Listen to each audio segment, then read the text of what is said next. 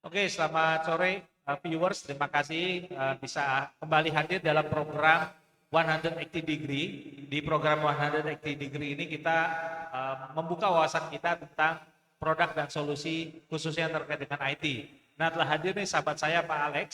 Pak Alex mewakili Asosiasi Drone ya. Di Asta. Asta ya. Mungkin silakan jelaskan Pak Alex. Ya, terima kasih Pak Bengki, sahabat saya juga nih yang luar biasa.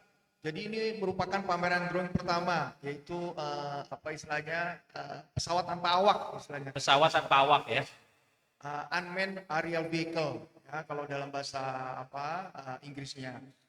Jadi memang cukup unik karena sebetulnya ketika kita masuk di 2015 atau tepatnya 2017 untuk drone di Jogja itu memang masih baru hobi lah, Iya. aeromodeling.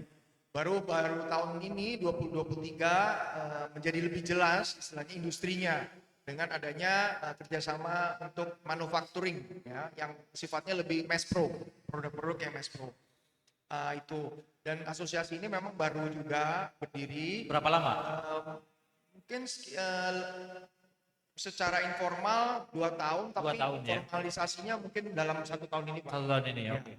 Dan tapi cukup banyak penggemarnya. Jadi ada sekitar 300-an anggota. Wah, luar biasa. Ada hobis, ada akademisi, ada manufaktur di situ juga, ya kan, pemerhati dan sebagainya.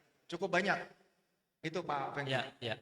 Nah, jadi di drone ini berarti di Indonesia tuh tanda kutip kita sudah punya industri ya, Pak ya? Ya, kita bisa confirm itu. Jadi Kita sudah punya industrinya, marketnya sudah ada. Nah, sekarang orang kalau taunya drone itu kan cuma buat keliling-keliling, pemetaan atau bukan pemetaan, malah yang kita hobis kan cuma untuk fotografi. fotografi atau surveillance gitu ya. Nah, kalau yang sebetulnya di dalam real world-nya ini drone dipakai buat apa aja? Oke, menarik Pak Bengki. Jadi memang kita memang sebetulnya membagi selama ini ada 4 bisnis unit dalam divisi kami. Yang memang paling awam yaitu fotografi, pemetaan dan sebagainya itu kita sebut surveillance ya, mapping drone, bisa rotor, bisa fixed wing ya kan. Kemudian yang kedua yang sering dipakai sebagai tandemnya adalah sprayer.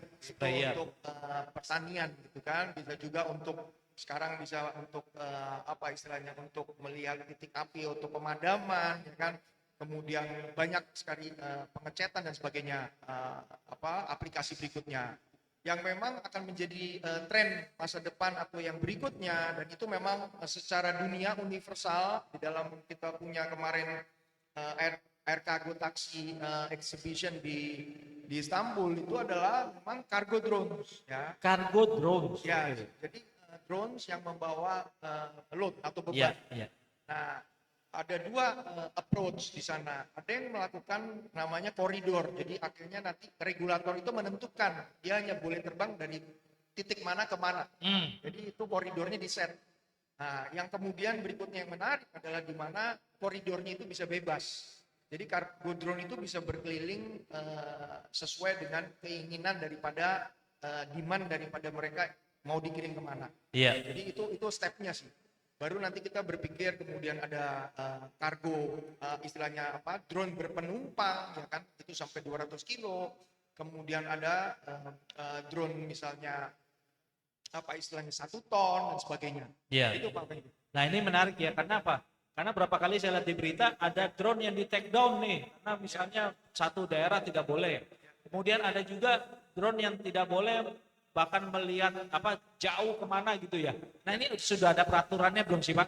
Ya, ini lebih ke teknis, jadi ada VLOS dan BFLOS ya kan. Ada yang visual line of sight, jadi drone itu kita bisa lihat dengan mata. Oh, terbangnya ke situ-situ, oke. Nah, itu apa namanya? VLOS. VLOS. VLOS ya. Iya. Untuk fotografi itu semua kita bisa lihat dengan mata lah. Iya. Sedangkan BFLOS beyond visual line. Beyond tidak terlihat ya. Jadi kita hanya lihat dari kita punya kontrol gitu. Iya. Itu memang yang lebih menjadi perhatian dari para regulator, terutama Kemenhub ya. Ya, ini beyond nih ya. Itu karena memang security-nya perlu kita perhatikan, karena bisa tiba-tiba aja drone itu lepas dari kontrol kita dan lari kemana gitu, dan sangat berbahaya. Oke, terutama dalam jalur-jalur KKOP ataupun jalur-jalur penerbangan. penerbangan. Itu kira-kira. Nah, jadi tadi kan berarti sudah jelas ya marketnya ada yang spray dan mungkin ini. Nah, satu lagi yang kalau saya lihat di luar sana kan sudah ada yang logistik ya, yang tadi kargo itu ya, kargo drone tadi ya. Nah, Indonesia sudah siap belum? Ya, jadi begini, waktu 2020 Frogs di Bantul menerbangkan drone berpenumpang 200 kilo, Wah. ya kebetulan anak-anak dengan begitu euforianya dia mengatakan, Pak kita terbang hari ini tanpa minta izin tentunya. Kita langsung disemprot tuh surat keras dari Kementerian Perhubungan, which is itu benar, karena kita telah melanggar airspace yang harus kita Ada safety ya. untuk safety Pak Bangki. Jadi kita dipanggil ke sana, cukup gemetar juga kita karena memang konsekuensinya akan ditutup ya.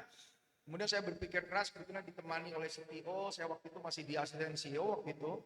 Saya mengundang waktu itu Kolonel Sarki, sekarang adalah Kadis Penaunya. Kebetulan beliau jadi Marsikal Madya, sekarang jadi Kadis Penaunya. Terima kasih kepada Bang Sarki ya, salah satu penerbang top di F-16 kita, yang memberikan juga advisory. Ya. Dengan itu justru Kemenhub menjadi partner kita sekarang. Jadi Oke. kami itu sebagai banyak didaulat oleh Kemenhub sebagai narasumber, Pak. Jadi itu buah dari kenekatan sebetulnya anak-anak startup Bantul. Jadi kalau anak-anak itu nggak nekat, nggak mungkin terjadi keakraban ini. Sehingga kita diajak roadshow ke Jogja, ke Jawa Tengah, ke Jawa Barat, Bandung, dan ke Jawa Timur. Jadi saya tetap mengharapkan dari para startup ataupun anak-anak muda milenials tetap juga punya jiwa frontier. Jadi mungkin seperti Pak Fengki juga tabrak aja dulu, gitu kan. Pun seperti Gojek pun sebetulnya melanggar undang-undang kok Pak Fengki. Masih ingat kan? Dulu kan dari Dirjen Perhubungan mau stop Gojek, tapi kan karena begitu banyaknya sudah penggunanya, ya akhirnya dicoba dicarikan jalan keluarnya. Keep disruptif ya. Betul. Kalau yang muda-muda aja nggak berani, masa kita yang tua-tua ini nabrak kan? Udah benyok-benyok langsung Pak Fengki. Jadi saya masih berharap itu. Nah kita akan membantu mencarikan jalan keluarnya. Ya, carikan advisor yang benar. Kita akan menemani mereka juga. Toh kan pendanaan juga dari kami. Saya juga di venture capital. Jadi kita pendanaan dari kita dan kita nggak mau dong bisnis itu tutup. Gitu. Betul. Dan saya rasa pemerintah juga melihat peluang itu, membandingkannya dengan Amerika, Eropa dan di luar sana, dan tentunya akan mengajak kita sebagai salah satu partner. Iya. Gitu. Nah, mungkin Pak Wengki juga punya pengalaman yang sama di bidang Nah, jadi ini menarik sekali karena menurut saya tetap di dunia drone ini selalu ada peluang ya Pak ya. Dan sekarang kita sudah melihat semakin jelas regulasinya, semakin jelas bahkan ada wadahnya sekarang. Ya, jadi tidak usah khawatir dari viewers yang ingin masuk ke dalam dunia drone di Indonesia ini sudah sangat siap. Marketnya ada, asosiasinya ada, regulasinya ada. Manufakturnya hari ini juga terjadi antara Frog dengan Axio dan juga dengan Asaba. Ya. Jadi kita punya manufacturing resmi untuk mass order produk drone sprayer pertama Sekaragri. Jadi itu juga menandai bahwa suatu milestone yang penting menurut saya bagi industri drone lokal Indonesia. Bahwa kita punya industrinya loh dan kita bisa sebetulnya dengan 40% TKDN-nya. Iya, berarti karena itu dibangun dirakit di Indonesia ya. Mungkin ada beberapa komponen tetap dari luar ya Pak ya. Tapi tetap kita harapkan industri drone ini semakin berkembang dari waktu ke waktu dan ada wadah. Selamat sekali lagi Pak Alex karena hari ini sudah ada MOU kerjasama ya sehingga semakin jelas market untuk drone di Indonesia ya. Baik, mungkin terakhir Pak, ini kan hadir di sini. Apa harapannya kita nih dengan adanya event ini Pak? Oke, eventnya cukup menarik karena bagi saya ini pertama kali. Kebetulan kan saya juga diajak Korika dalam ini Prof Hamam ya. Menyatukan semua ekosistem, ada AI-nya, which is di drone sendiri memang penting ya. Saya sendiri sempat juga diminta untuk menuliskan mengenai AI drones. Kita sudah buatkan dalam bentuk bukunya begitu. Baik. Kemudian ada internet, kemudian ada Nusantara tadi data cloud saya ikuti juga. Jadi semua ekosistem yang mungkin Pak Fengki sudah biasa, yang mungkin udah berapa kali ikut, tapi bagi saya memang pertama kali karena kebetulan drone-nya dimasukkan dalam ekosistem ini.